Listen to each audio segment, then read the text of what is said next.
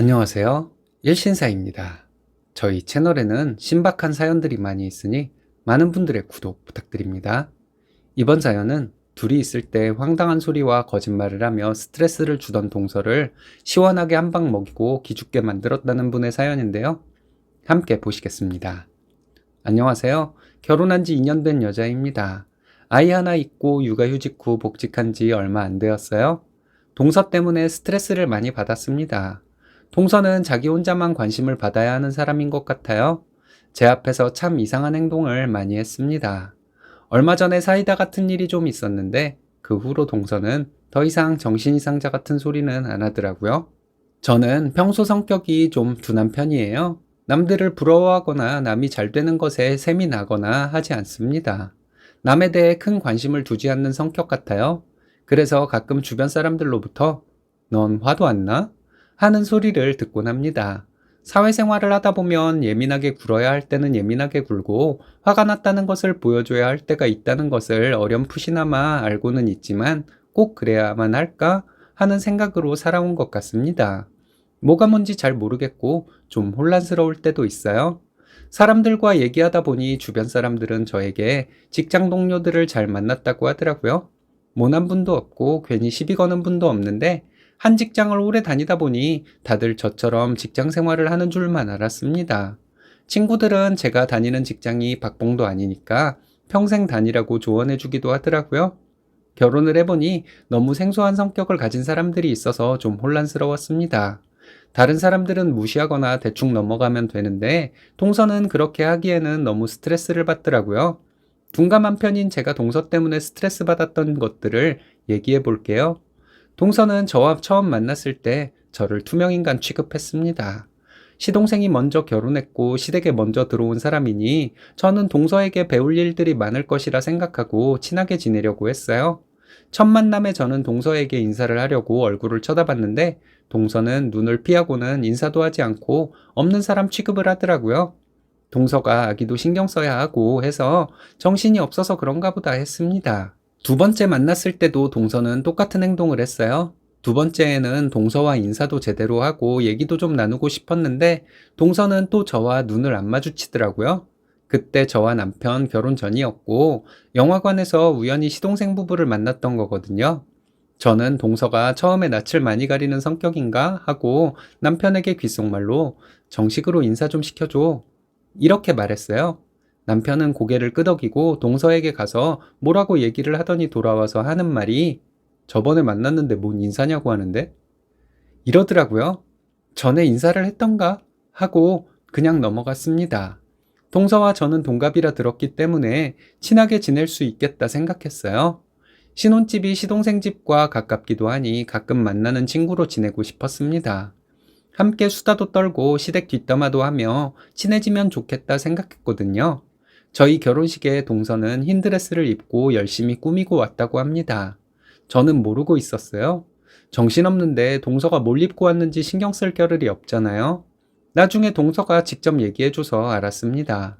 자기가 그런 옷을 입고 화장을 몇 시간 걸려서 하고 저희 결혼식에 왔다고 말하더니 자기는 결혼식에 가면 신부보다 자기가 훨씬 예뻐야 한다는데 이게 뭔 소리지? 싶었네요.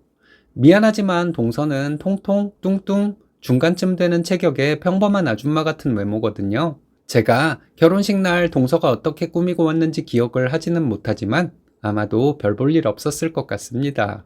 저희 결혼하고 얼마 있다가 동서네 오빠 결혼식에 참석했어요. 동서 오빠와 남편은 사돈간이지만 나이도 비슷하고 형 동생 하는 사이로 가끔 시동생과 함께 만나서 술도 한잔하고 그런 사이입니다. 동서는 자기 오빠 결혼식에도 저희 결혼식에 하고 왔던 것처럼 엄청 화려한 차림으로 왔더라고요. 와, 화려하게 꾸몄는데 외모가 받쳐주질 않네 하고 생각하고 말았는데 그날 동서는 시댁 식구들 앞에서 이런 얘기를 했어요.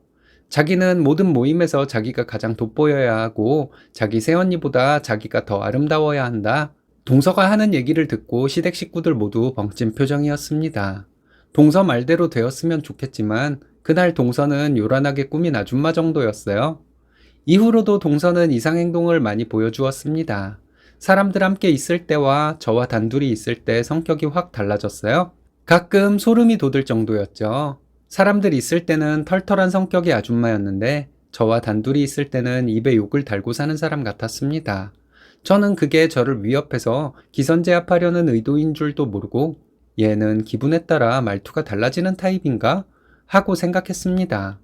동서는 가끔 정상인은 할 수 없는 황당한 소리도 곧잘 했습니다. 저희 남편이 저보다 자기를 더 좋아한대요.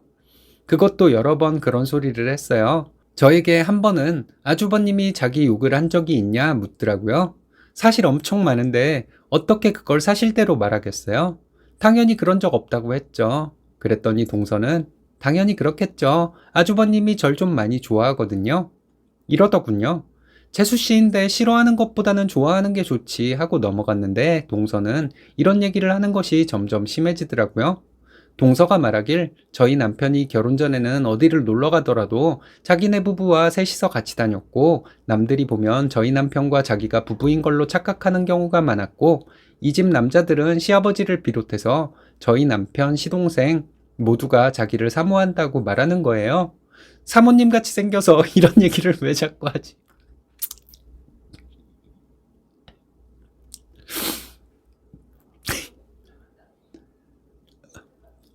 사모님 같이 생겨서 이런 얘기를 왜 자꾸 하지? 하는 생각이 들기 시작했습니다.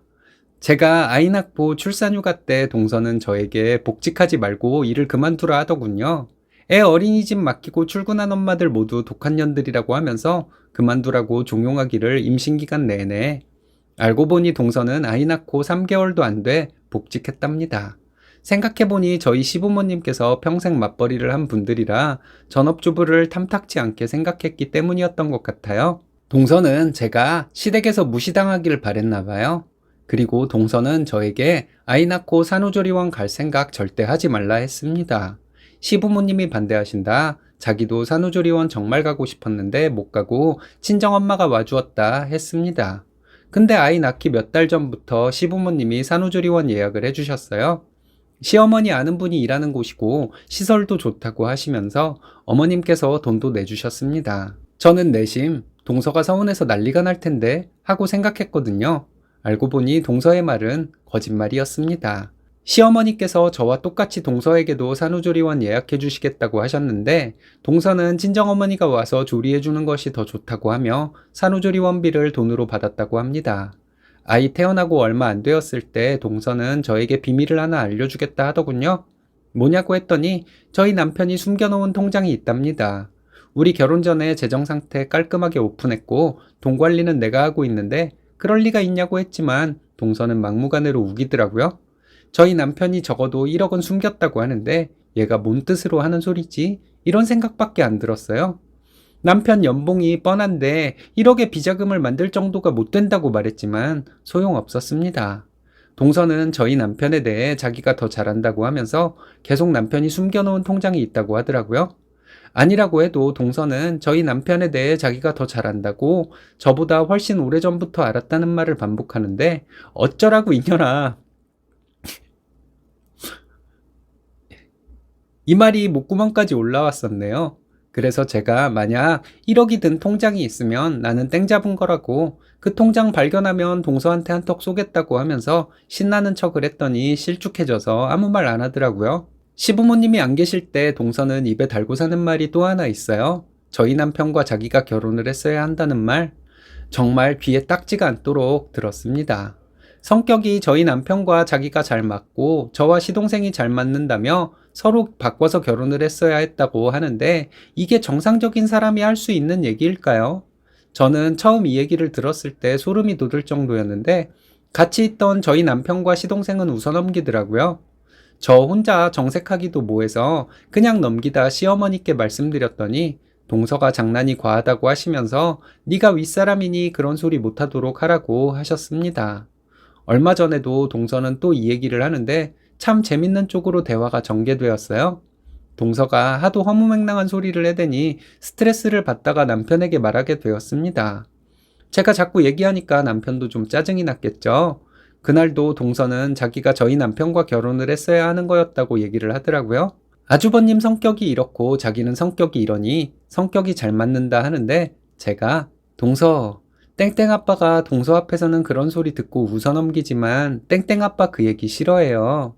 이렇게 말했더니 동서는 아주버님이 그럴 리가 없다고 형님이 꾸며낸 얘기라고 찢어지는 목소리로 얘기하더군요. 눈도 째진 눈이면서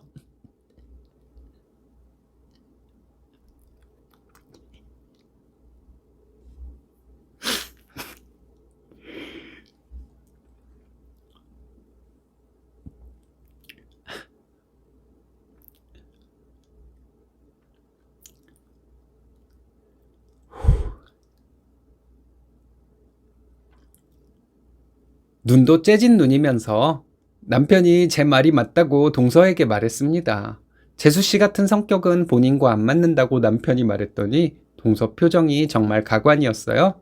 동서는 아니라고 아주버님이 잘 몰라서 그렇지 자기와 아주버님이 성격이 잘 맞는다고 또 우기더군요. 남편이 말하길 자기는 성격도 중요하지만 외모도 사실 중요하게 생각한다고. 근데 재수씨는 성격도 그렇지만 외모도 자기 스타일이 아니라고 했습니다. 동서는 자기가 안 꾸미고 다녀서 그렇지 꾸미면 완벽한 외모라 하더군요. 제가 동서에게 근데 동서네 오빠 결혼식에 엄청 꾸미고 왔다고 동서 입으로 말했잖아요. 그때 사람들이 요란하게 꾸민 아줌마 누구냐고 하던데? 이랬더니 거짓말 말아요. 형님이 꾸며낸 말이잖아요. 이러면서 소리를 지르는 거예요. 그래서 동서에게 맞아요. 내가 꾸며낸 얘기고 내 생각이에요.